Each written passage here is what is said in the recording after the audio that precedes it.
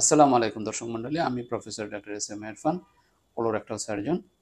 আমরা বিভিন্ন সময়ে আমাদের বিভিন্ন রোগীর ভালো হওয়ার চমৎকার সব জীবন কাহিনী নিয়ে আপনাদের সামনে হাজির হয়ে আপনাদের সাথে শেয়ার করি, যাতে এই রোগগুলার যে মানুষ কিভাবে ভালো হচ্ছে, নতুন করে জীবন পাচ্ছে, সেই কাহিনী বলার জন্য আজকেও আমরা একজন এরকম মেহমান জনাব কাউসারুল ইসলাম, ওনাকে নিয়ে আপনার সামনে হাজির হয়েছি, যিনি তার ছোটবেলা থেকেই একটি রোগে ভুগছেন।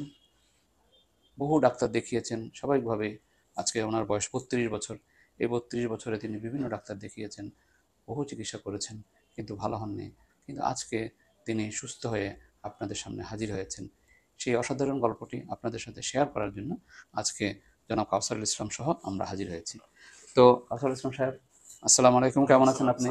ইনশাআল্লাহ ভালো আছি, আল্লাহর আচ্ছা রহমতে। আচ্ছা, আপনি বলেন যে আপনার সমস্যাগুলো কি ছিল, যে বহু বছর থেকে, আপনি তো বলছেন ছোটবেলা থেকে আপনার ছোটবেলা থেকে সমস্যা, স্যার, ছোটবেলা থেকে ছোটবেলা আপনার থেকে আমার পেটের সমস্যা ছিল, কোষ্ঠকাঠিন্য হয়তো মাঝে মাঝে, তারপর ডিসেন্টারি হয়তো, পেটে মাঝে মধ্যে কামড় দিত, কোষ্ঠকাঠিন্য হয়ে যেত, মাঝে মধ্যে ডিসেন্ট্রি হয়ে যেত, ডিসেন্টারি হয়তো, পেটের মধ্যে কামড় দিত, তৈলাক্ত খাবার, মাংস দুধ মানে এগুলো রিচ খেতে ডায়েট পারতাম না। খেতেই জি পারতেন না। স্যার, জি স্যার, হ্যাঁ, পেটে সমস্যা থাকতো। তারপর তারপর আমি টয়লেট অনেক ডাক্তার দেখাইছি। টয়লেট ক্লিয়ার হতো না, না না, তাই না? ক্লিয়ার হতো না। আচ্ছা, তারপর টয়লেটের পর পায়খানা রাস্তায় হ্যাঁ, বারবার টয়লেট ব্যথা যেত। করতো, বারবার টয়লেট হতো, জি জি আম স্যার, যেত, জি স্যার, তাই না? জি স্যার, ভালো জিনিস খেতে পারতেন না, জি পেটে স্যার, গ্যাস হতো। গ্যাস হতো।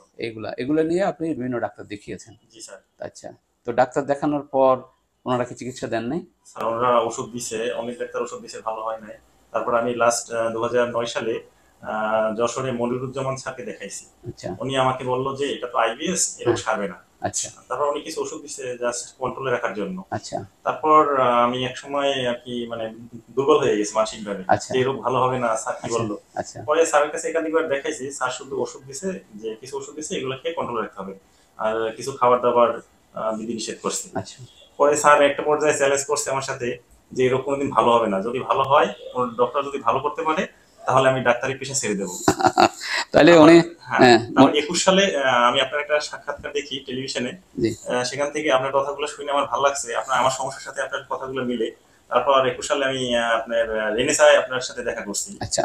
তারপর আপনি টেস্ট দিয়েছিলেন কিছু, টেস্টের পর আপনি বলছিলেন যে অপারেশন লাগবে। জি। তারপর আমাকে বিভিন্ন লোক বলছে যে এইগুলো করলে সুস্থ হয় না, এগুলো লেজার অপারেশন ভালো না, জি। এগুলো করা দরকার নেই। আচ্ছা। তারপর আমার ওই সময় আমার আম্মা মারা গেল, তারপর আমি অপারেশন করবো, করা হইলো না। আচ্ছা। পরে আমি লাস্ট আড়াই মাস আচ্ছা, যাই আগে। হোক, আমরা একটু আসি তাইলে। আপনার এতগুলা সমস্যা ছিল, বহু বছর ধরে বহু ডাক্তার দেখিয়েছেন, ভালো হয়নি। শেষমেশ ডায়াগনোসিস করলো আইবিএস। স্বাভাবিকভাবেই বলা হয় যে আইবিএস ভালো হয় না, এটার চিকিৎসা নাই, নিয়ন্ত্রণে রাখতে হয়। এইভাবেই আপনি ছিলেন। তারপর আমার কাছে এসেছিলেন 21 সালে। আমি আপনার রোগ ডায়াগনোসিস করেছিলাম ওডিএস, অবস্ট্রাকটিভ ডিফিকেশন সিনড্রোম। এই কথাটা তো কেউ বলে নাই আপনাকে, না না, না? কেউ বলে নাই। কেউ বলে নাই। আমি প্রথম বললাম যে আপনার রোগটা ওডিএস, লক্ষণগুলো হচ্ছে আইবিএস এর। জি জি তো এই জন্যই আসলে মানুষ কনফিউশন করে, ডাক্তাররাও কনফিউজ করে যে এটা আইবিএস। ওডিএস এবং আইবিএস একটু ডিফারেন্ট। লক্ষণগুলো আইবিএস, ওডিএস এর জন্য 90% ক্ষেত্রে আইবিএস এর লক্ষণগুলো হবে, কিন্তু ওডিএস ছাড়াও আইবিএস এর হতে পারে।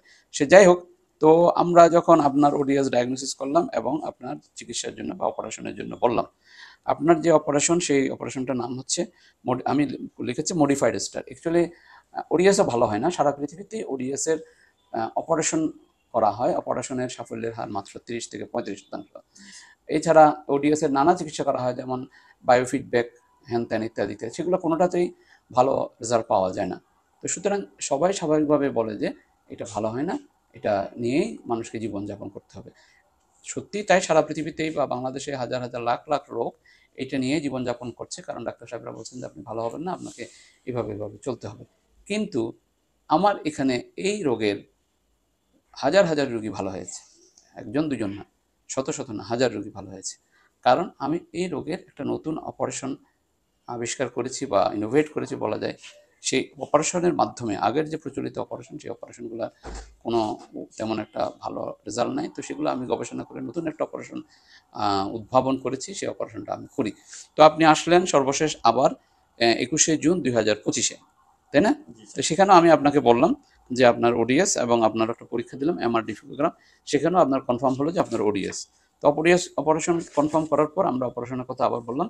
আপনি অপারেশন করলেন 28/6/2025-এ, তাই না?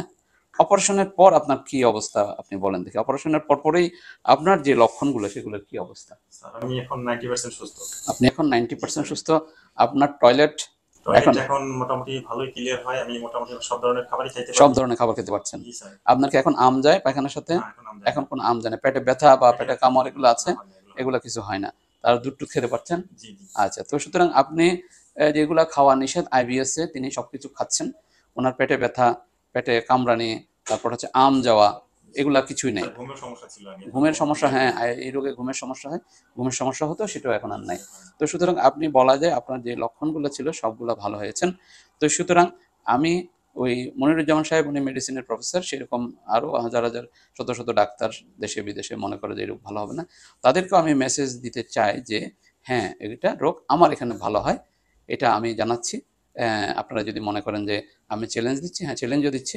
আমার এখানে এই রোগের রোগী ভালো হবে। আমি যে অপারেশন করি সেই অপারেশনে এই রোগের রোগী ভালো হবে। তো সুতরাং জনাব কাউসারুল ইসলাম ছোটবেলা থেকে এই রোগে ভীষণ কষ্ট পেয়ে, কোথাও চিকিৎসা না পেয়ে, যাই হোক কোনোভাবে আমার সন্ধান পেয়ে আমার কাছে এসেছেন এবং অপারেশন করেছেন, ভালো হয়েছেন। এটি একটি যুগান্তকারী বিষয়। কারণ ডাক্তার যারা বলেছেন তারা সবাই বড় বড় ডাক্তার, প্রফেসর। তারা বলেছেন ভালো হবেন না, কিন্তু তিনি ভালো হয়েছেন।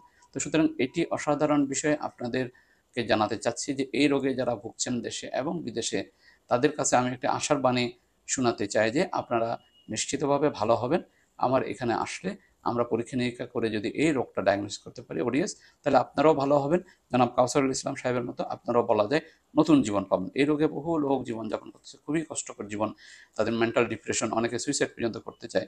তারা কিন্তু নতুন জীবন পাবেন।